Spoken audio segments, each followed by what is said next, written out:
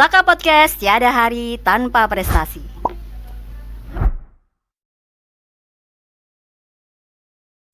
Assalamualaikum warahmatullahi wabarakatuh.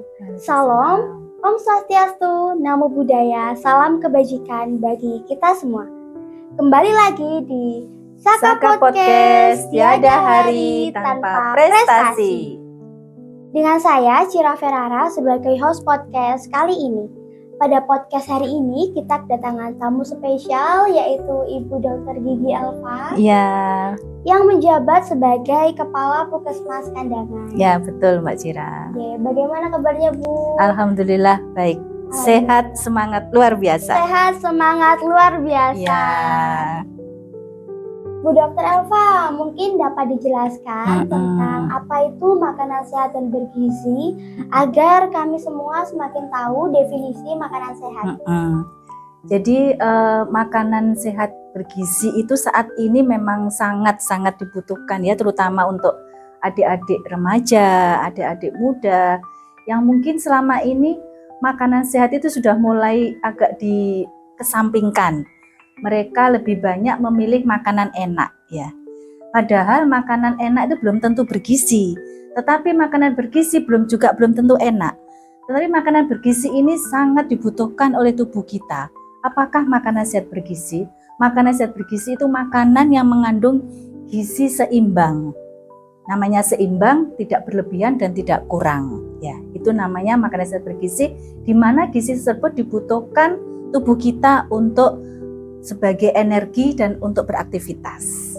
Jadi bisa dikatakan bahwa makanan sehat bergizi itu sangat bermanfaat ya Bu, sangat penting untuk anak usia kami. Iya betul, karena memang anak-anak di usia remaja itu adalah anak-anak di mana perlu pertumbuhan, perkembangan dan lain-lain. Jadi daya pikir, potensi tubuh itu sangat dibutuhkan pada saat muda ini. Kalau pada saat muda anak-anak makannya sudah sembrono, sudah tidak bergizi, hanya makan enak, khawatirnya ke depannya nanti anak-anak pada saat menjelang dewasa, menjelang tua, organ tubuh kita sudah tidak sehat lagi. Itu fungsi daripada makanan bergizi. Lalu untuk ciri-ciri spesifiknya makanan sehat dan bergizi itu seperti apa Bu? Iya, sebenarnya makanan sehat bergizi itu adik-adik atau para remaja, ini kan khusus remaja ya terutama ya, sudah paham apa sih makanan bergizi. Contohnya apa? 4 sehat 5 sempurna. Jadi 4 sehat 5 sempurna itu apa? Mungkin zaman kita sekolah SD dulu ya, kita diajari 4 sehat 5 sempurna. Apa? Yang pertama, nasi, itu sebagai kandungan karbohidrat. Kemudian apa? Sayur dulu, ya itu sebagai vitamin dan serat. Kemudian lauk sebagai protein, kemudian buah sebagai vitamin, dan ditambah susu sebagai penyempurna sebagai mineral. Gitu. Lalu mungkin jika ada yang mengaku bahwa dia itu tidak suka susu karena mungkin ada alergi atau mungkin ada kenangan pahit masa kecil tentang susu, itu mungkin ada penggantinya tidak? Iya, memang susu kan sebagai penyempurna ya. Kita kan tidak bisa sempurna dalam segala sesuatu. Yang penting ideal. Kalau kita memang nggak bisa sama sekali susu, nggak apa-apa, bisa diganti mineral lain. Kan tadi kan 4 sehat 5 sempurna. Misalkan nggak bisa susu sama sekali, cukup 4 sehat masih bisa.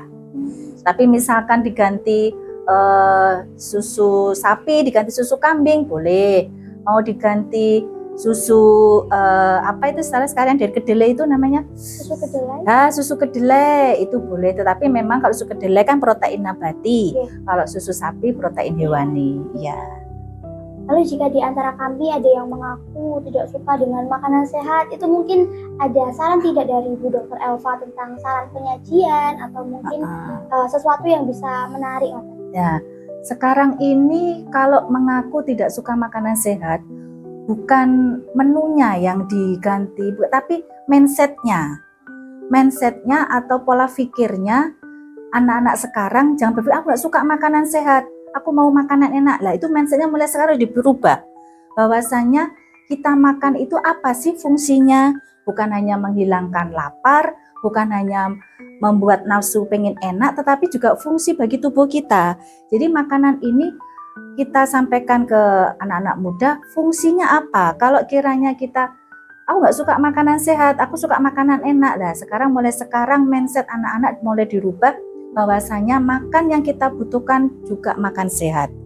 Masalah misalkan untuk merubah pelan-pelan itu salah satu cara. Dengan cara mungkin merubah sajian menunya. Di mana nggak suka sayur, kita makan makanan suka telur dikasih dalamnya sayur. Itu bisa.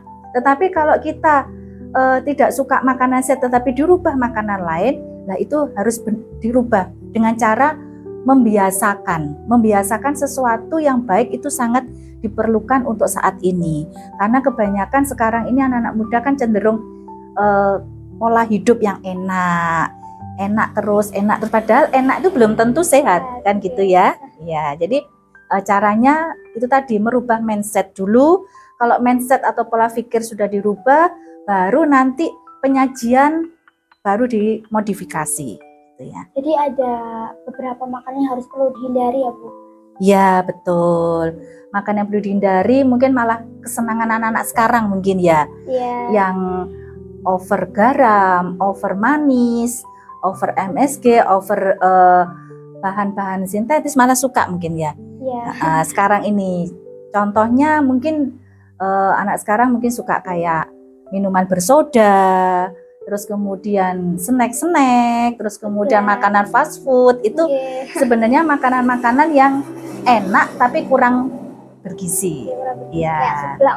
Iya betul.